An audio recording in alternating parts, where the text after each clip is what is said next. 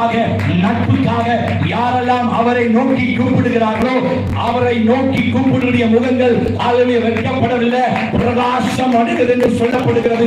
யாரெல்லாம் அவரிடத்தில் உறவு கொள்ளுகிறார்களோ, உறவு அவருடைய தேவைகளை சந்திப்பதற்கு போதுமானது என்பதை நீங்கள் நானும் அறிய வேண்டும். ஆமென் சொல்லுங்க.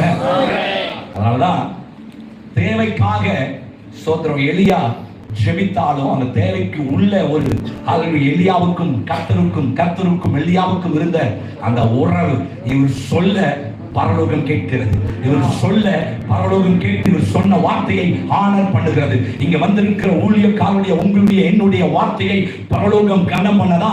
மத்தேயு 16:19 சொல்கிறது, பூலோகத்தில் நீங்கள் எதை கட்டுகிறீர்களோ அது பரலோகத்தில் கட்டப்பட்டிருக்கும், பூலோகத்தில் நீங்கள் எதை கட்ட அவிழ்க்கிறீர்களோ அது பரலோகத்தில் கட்ட அவிழ்க்கப்படும் என்று சொல்லப்படுகிறது. கையை தட்டி சொல்லுங்க, என்னுடைய வார்த்தையை பரலோகம்